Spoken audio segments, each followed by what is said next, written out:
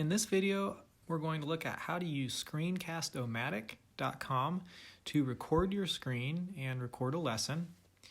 So first thing we want to do is go to Screencast-o-matic.com, which is screencast-o-matic.com, or you can search for it in Google. This is what the Screencast-o-matic website looks like when we go there. And what we need to do is just click on Launch Free Recorder. The first time you do this, you'll get a little prompt up here that says Open Screen Recorder Launcher. We'll go ahead and click on that. Take just a second here. And then we should see the Screencast-o-matic interface right down here in the lower left of our screen. So we have a couple of options here. We can record just our screen. We can record just our webcam, which will be recording you with a camera, or we can record both. So if we click on both, it's going to put our screen in most of the recording, and then I have our webcam down here in the corner. For now, we're just going to record our screen, however. So with the free version, the maximum time that you can record your screen is 15 minutes. So if you have something that's longer than that, you may need to make more than one recording. For the size, we have a few different options. If we click on a size, it's going to show us how much of our screen we're recording. And if you want, you can drag this box and record just a portion of your screen. However, if you want to record the entire screen, if we just go ahead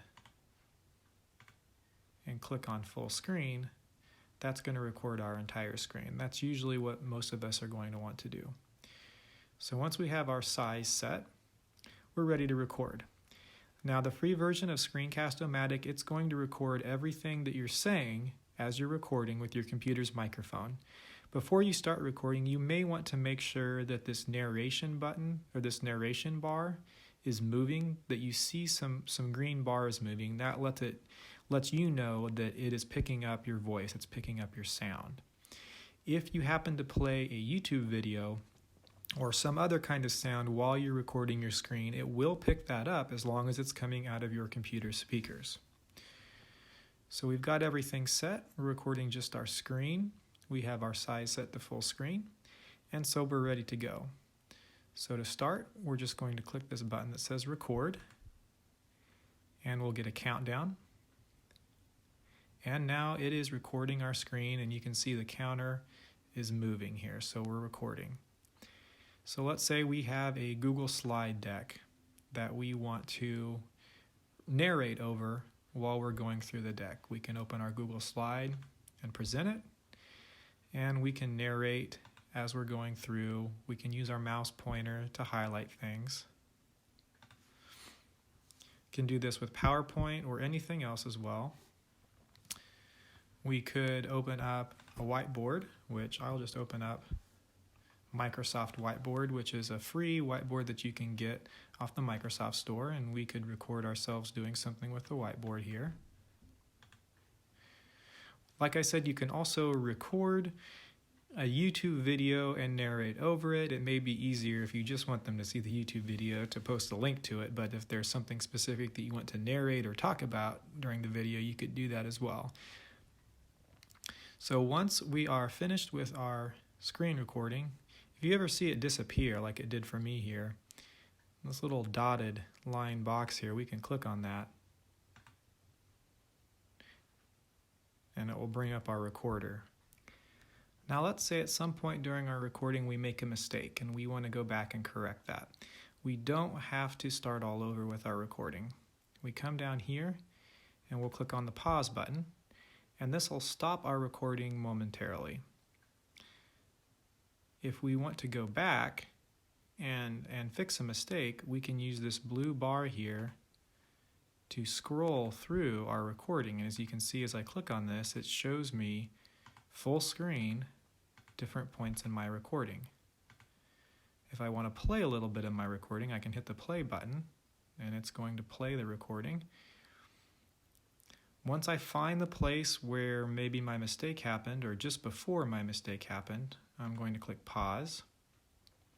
And then this record button when you're in the middle of your video, it turns into this little arrow here. And if I click on that, it's going to ask me to truncate.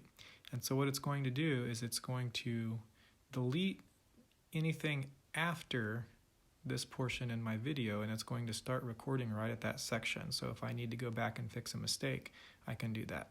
If I click on yes, truncate, then I get my counter again, and it starts recording where I had it selected. So that's very handy if you just make a mistake and you need to go back and fix it, but you don't want to start all over. Once we're completely finished, we'll click on the pause button here. And now that we're done, we're going to go ahead and click on done. And we want to edit the video. I think it's always a good idea to click on edit because it allows us a chance to just see it in its entirety. We can play the video, see exactly what it's going to look like. If maybe we want to cut off a little bit of the video at the beginning, we can drag this slider. Now that's going to cut off a little bit at the beginning, and we can play it and see what it looks like from that point. If we want to cut off a little bit at the end of the video, we can do that as well. Cut off just a little bit at the end. In any case, we can play the video and see what it looks like. We can see what it sounds like. So once you're satisfied with your video and you're ready to save it, we have a couple of different options. We can upload it to YouTube. We can upload it to the Screencast-o-matic website.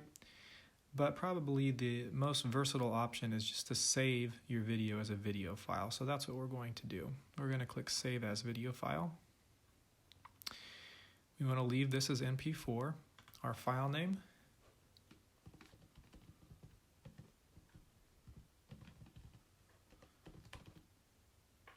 Change our file name there. The folder, it's telling you that it's going to save this in your Documents folder. That's usually an easy place to save it. It's easy to find. And then the cursor option, this is telling you that it's going to highlight your cursor. So as you can see in our video, it puts a little yellow circle around your cursor, and then anytime you click, that little circle turns blue. So it's showing your students that you're clicking on something. So I like to leave it on Highlight Cursor. If you just want the cursor with no highlight, you can click on just cursor. If you don't want to see the cursor at all, you can turn it off. I'm going to leave it on highlight cursor for now. So once you're done and you're ready to save your video, click on publish.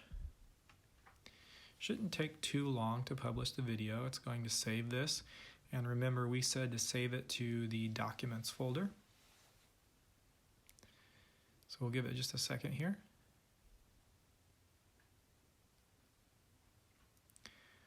Once we're finished publishing, we can click on Done.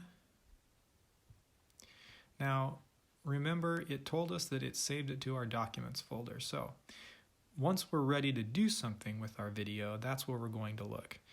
So let's go down here to the File Explorer icon. It's the yellow little folder down here, and click on that.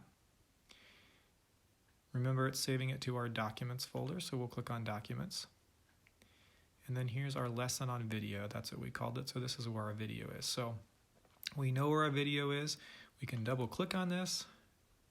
We can see our video, watch it all the way through, make sure everything's good. Now what do we do with this video?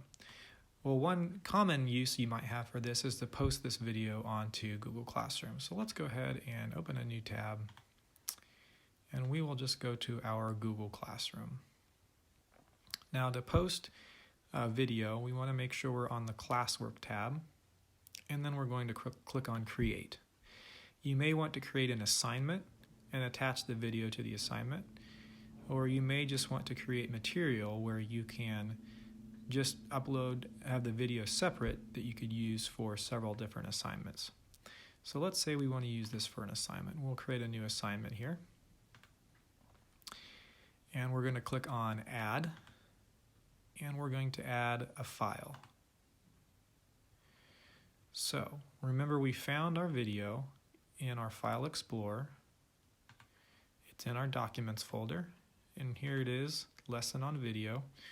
So I'm just going to move this window a little bit so that I can drag my Lesson on Video into this window here. And then when we're ready, we'll click on Upload.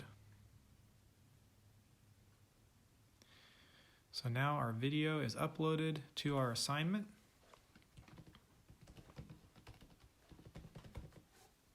You can add anything else. If we want to add any Google Docs, add any instructions. And then once we're ready to go, we'll click on Assign. So now we have our video assignment, and it has our video that we just created attached to the assignment so students can watch it.